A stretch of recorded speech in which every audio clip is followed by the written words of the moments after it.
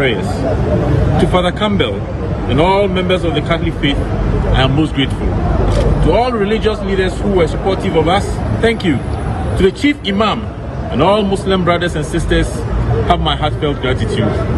We thank the Major Maxwell Mahama Foundation for their immense support and contributions towards the fight against mob justice. We thank the jury for their role in bringing about justice. We thank all our sympathizers and the media for highlighting the case. Thank you, Anthony Jefferson, for the portrait of my son. Thank you. The public is very satisfied. It's been a long, drawn-out battle. It started way back December 2017. That is when the indictment was filed by the Supreme Court. Then we were committed proceedings, and then the persons were accused when committed to stand trial at the High Court. That was April 2018. So all in all, it's been about 5 years or more of a trial. Of course, the abuse of justice, as we all know, very slowly. But today we have seen justice. We satisfied the conviction of 12 accused persons. 2 have been acquitted in accordance with due process. Yes, I do not think the Republic will contest the acquittal of those 2 persons. Yes, we are satisfied with all. We can only express our sympathies with the family of the late Major Mahama. They have suffered a lot. They've gone through a lot of grief. We saw the mother in court today, as well as the brother and other family members. Yes, but at least they've seen justice today, and I'm sure they also. And the Commissioner of the Ghana Revenue Authority, Reverend Dr. Amishadai Wusu Amwa, has admitted that he has been working without any contracts for the past 2 years, while the GRA boss came under scrutiny at the Public Accounts Committee sitting on Monday, January 29, 2024, when the minority in Parliament raised concerns over a matter concerning his retirement. I just wanted to find out from Commissioner General, sir, which year did you attain the age of 60?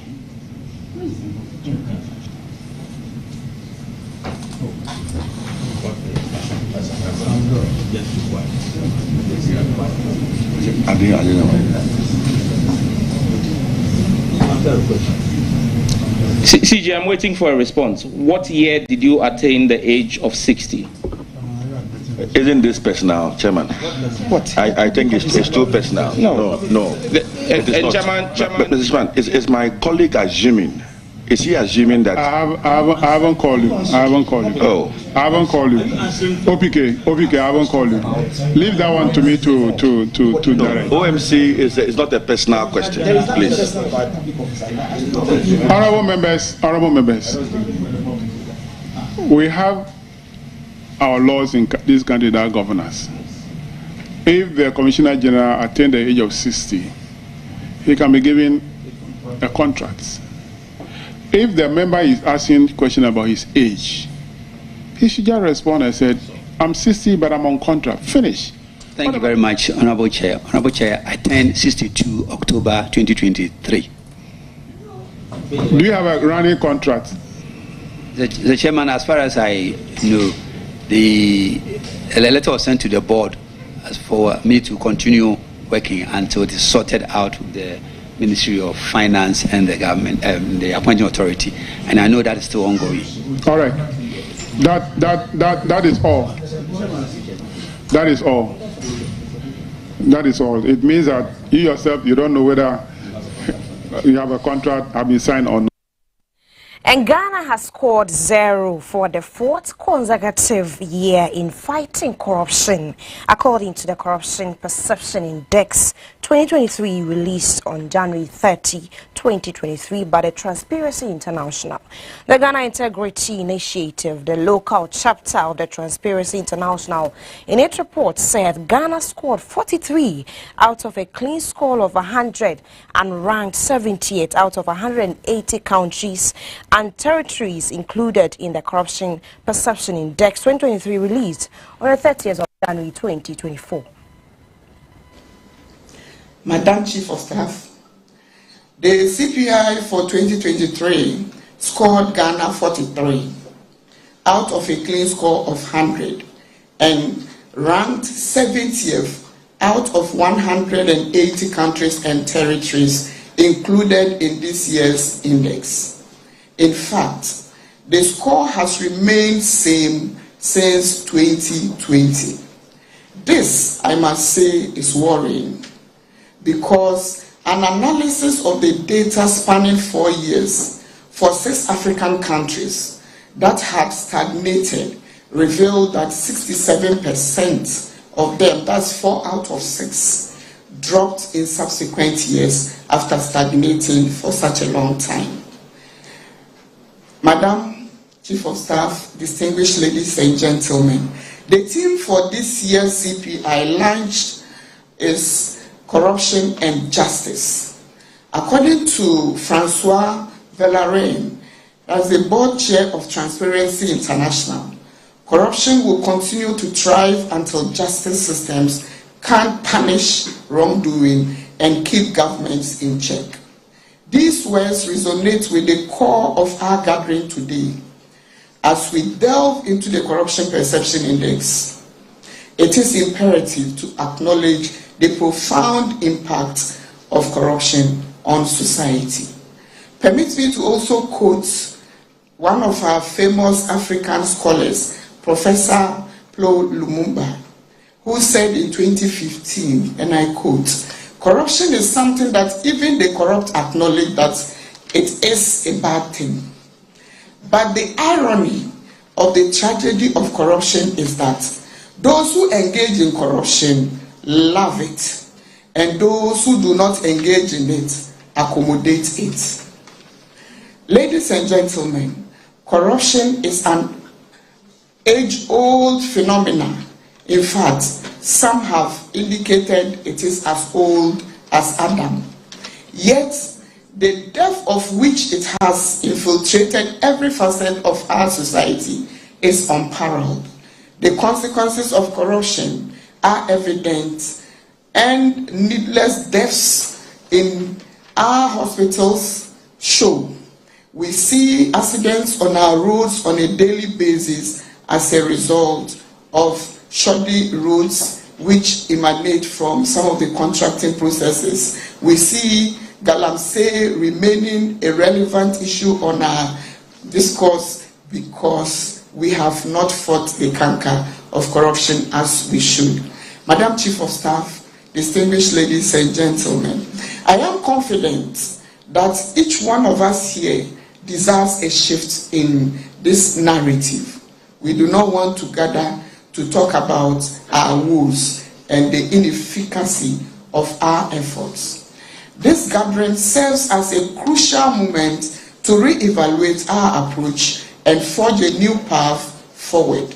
Our focus must be on key parameters and indicators that propel the fight against corruption in a positive light, and these are available in the various surveys and the indicators that are presented, which are used for the calculation of the CPI. Meanwhile, Office of the Special Prosecutor has expressed disappointment on Ghana's score for the 2023 Corruption Perception Index. Yet again, Ghana scored 43 out of a possible 100 on the Corruption Perception Index in the 2023 Corruption Perception Index. And that is our reality. The conversation is becoming sterile. The fight against corruption is proving to be an unruly bride indeed. I said yesterday at a CDD event. The fight against corruption is not lending herself to agreeable domestication and cohabitation. And we are not recording much success. Our progress is hampered, and we are unable to move the needle appreciable to improve our scorecard.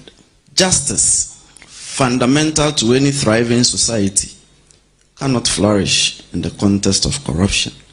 The scales of justice should remain untainted if the fight against corruption is to attain any notable result. Corruption itself is curtailed through justice, and the absence of justice begets corruption. It is much like light and darkness. The brighter justice shines, the less corruption prevails. And two factors assure this.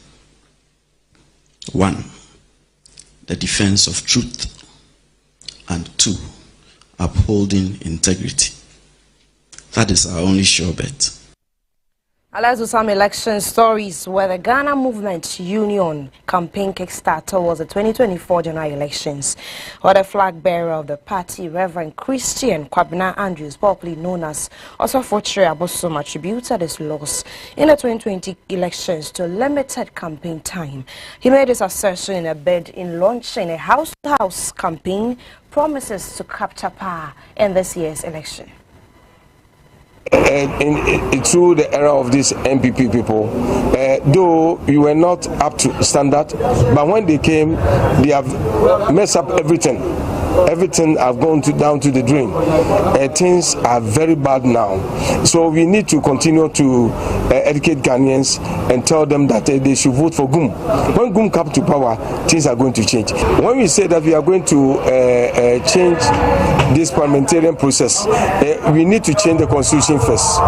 It's a referendum that we definitely will go out for Ghanaians to grab those things, and so that we can change this very step by giving every region a parliamentarian. Instead of giving a constituency a number of people that may be in parliament, they are just wasting our money. If you want those in magazine, those in that of fishery will give a one, those in journalism, the police and doctors and the others. So you can get chambers for those people. So that if you are going to make any law, they will be called upon and deliberate on where they are work, so that we are able to stand on it and make a law for them. Because a teacher cannot go and stay at the parliament and make a law for somebody at the magazine. Because the agriculture is going to be our backbone, whereby we are going to produce so much, so that we are going to store them, and lean season you bring it out and sell to the people. And we are going to use irrigation projects whereby the farming, we are not going to wait for seasonal farming, but we're going to dig boreholes and the others in order to water and get. Always there will be maize, always there will be a granite, there always every.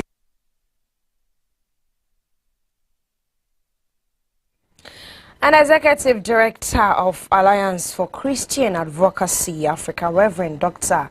Kwabena Opunifrempong, has called for an end to the horror of electoral violence here in Ghana. Well, according to him, the recorded deaths are not just numbers, but breadwinners of families. The Alliance for Christian Advocacy Africa, a team of pastors and university lecturers in some African countries, have shown interest in elections in their continent. Recently, we've done studies by reports that various observers have issued on elections in Ghana, European Union, Africa Union, and our local CODEO and others. Now, the past 30-something years, under the Fourth Republic, we as a nation have held 8 elections. Interestingly and sadly, if you study all the reports on the 8 elections, why they celebrate as Ghana that we have done well, you have a statement, the election was relatively peaceful. It means they are comparing something, Ghana and maybe Angola, Ghana and DR Congo. Then you find also another paragraph. Unfortunately, then they count number of deaths. And it's like the 8th election, each one of them, there's a record in the report of death. And even some by-elections. Now, moving into 2024, the thinking is we must mature. The death in elections should not be considered as just numbers. We feel that they are precious souls. And we are calling every Ghanaian to commit to zero tolerance of electoral violence, especially electoral death. That the soil of Ghana, the soil of our land, must not continue drinking the blood of the innocent due to the search for leaders. Leadership is service, and the effort to find leaders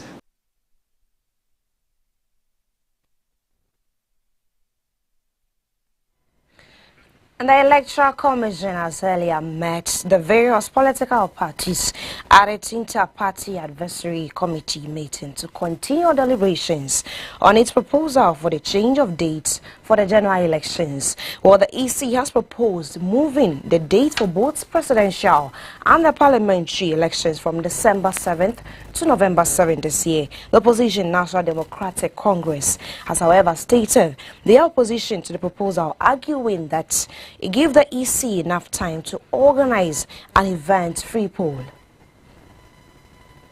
The overwhelming consensus was that, considering all that the EC has to do between now and the next general elections, presidential and parliamentary, the EC will be biting more than it can chew as an institution if it wanted to add the needed parliamentary processes to change the date for the elections.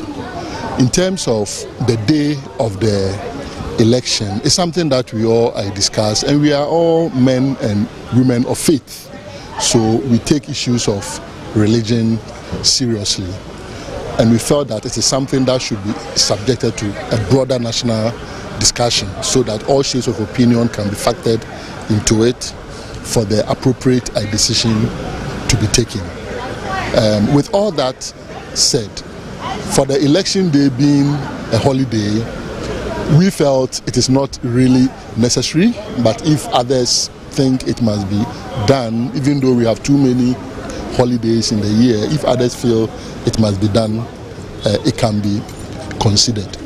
So I would say that the overwhelming consensus was that we should stick to what we have, but the EC should not wait again like the EC waited after the 2016 elections.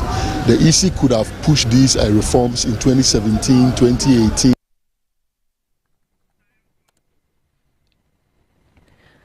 Let's move to the Ashanti region, where Bernard Entwi-Boesiako, the Ashanti regional chairman of the New Patriotic Party, popularly known as Chairman Wuntumi, has led a delegation of prominent party members to the Menchia Palace.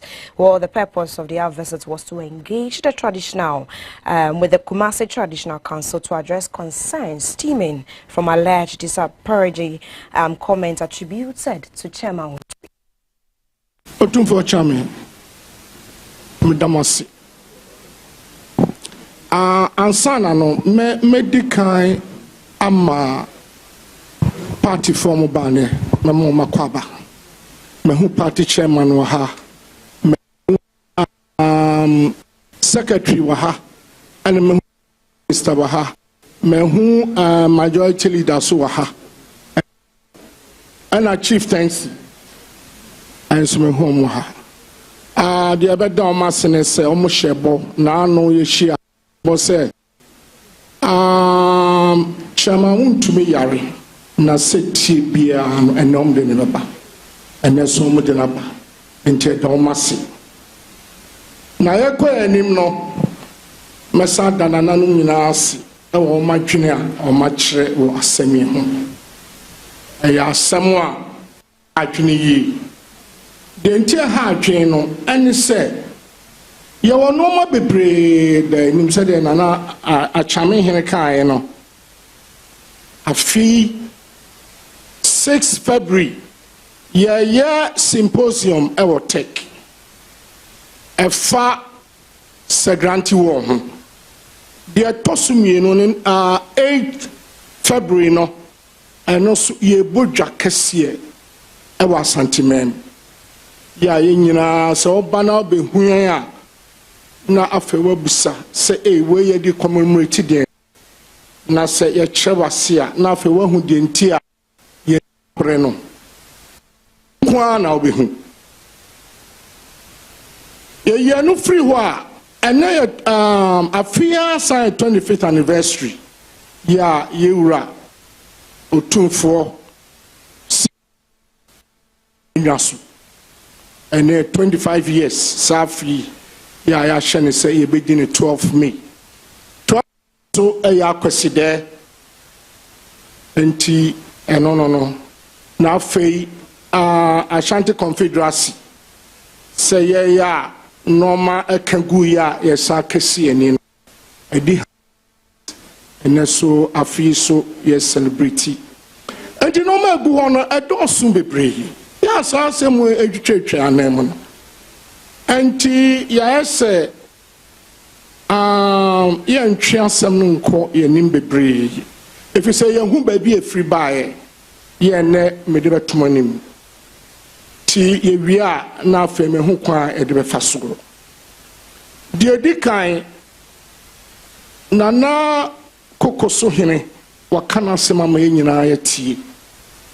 And away from that story, outgoing Chief of Defense Staff Vice Admiral Seth Amwama has described his journey in the military as a difficult but remarkable one, where a guard of honor was held on Tuesday by the various security services for the Chief of Defense Staff, who will be retiring in a few days.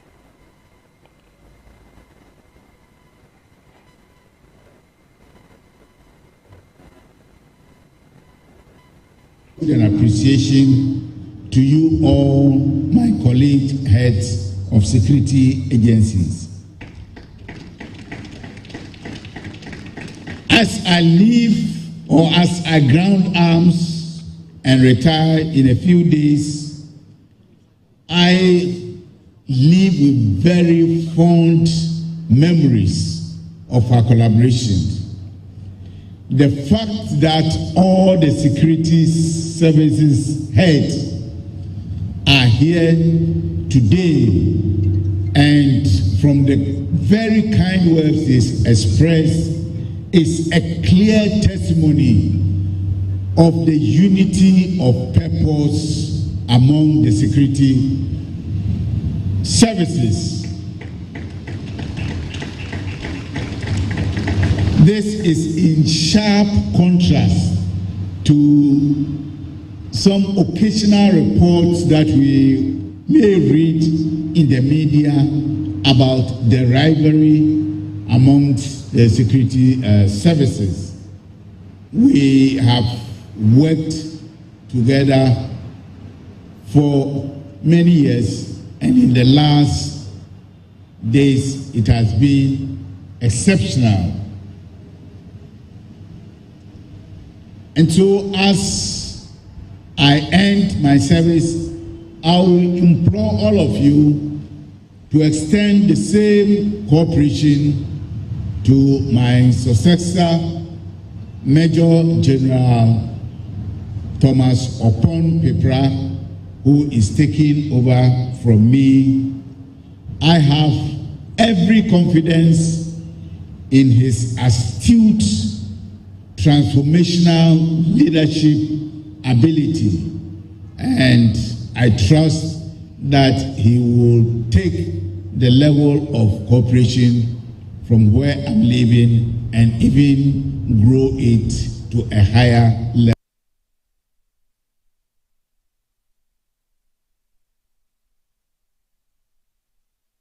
Now let's do some business stories where the Ghana Revenue Authority has revealed that companies in the country own some 203.9 million Ghana cedi in tax. The Commissioner of the Ghana Revenue Authority, Reverend Dr. Emishadai Owusu Amwa, made this statement under scrutiny at the Public Accounts Committee sitting on Monday, January 29 this year, when the minority in Parliament raised concern over a matter concerning this issue. We've recovered 60.6 million, and objection determined 25.1, penalties and interest waived, and return files determined, and we have outstanding of 275.4 million. Mr. Chair, out of this 275 million, 246 are being contested. 247.7 is being contested by 3 companies. Millicom, I've mentioned the earlier one, Federated Commodities, and PBC. Mr. Chair, in respect of Federated Commodity and PBC, it has to do with VAT on haulage of cocoa. which they are contesting in court. So we're waiting for the determination of the court, and the court has adjourned to 26th of February, and when it's determined that they are liable to pay, we will enforce collection.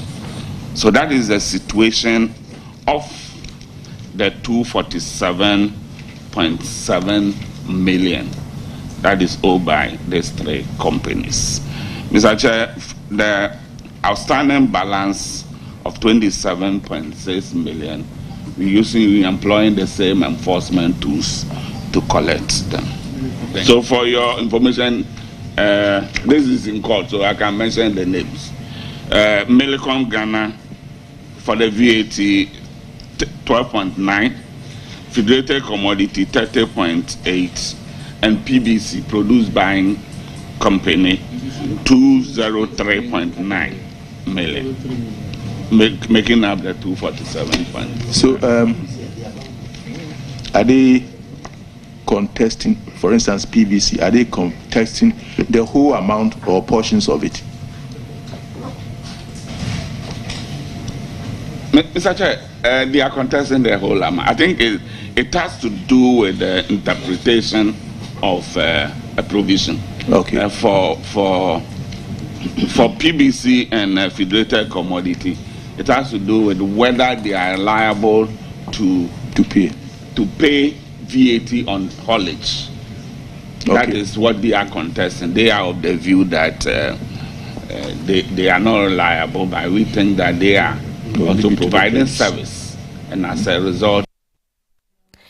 And the Monetary Policy Committee of the Bank of Ghana has cut the policy rate by 100 basis points from 30% to 29% for the first meeting of the year.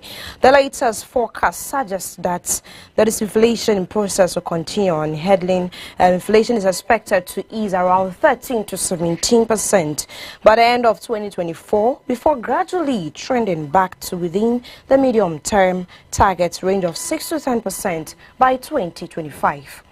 Several factors have supported the disinflation process, namely the tight monetary policy stance throughout 2023, favorable international crude oil prices which led to stable export prices and transportation costs, relative stability in the exchange rate. The latest forecast suggests that the disinflation process will continue, and headline inflation is expected to ease to around 13 to 17% by the end of 2024, before gradually trending back to within the medium-term target range of 6 to 10% by 2025. These forecasts notwithstanding, there are upside risks to the inflation outlook, and there is the need for strict implementation of the 2024 budget and a tight monetary policy stance to sustain the decision.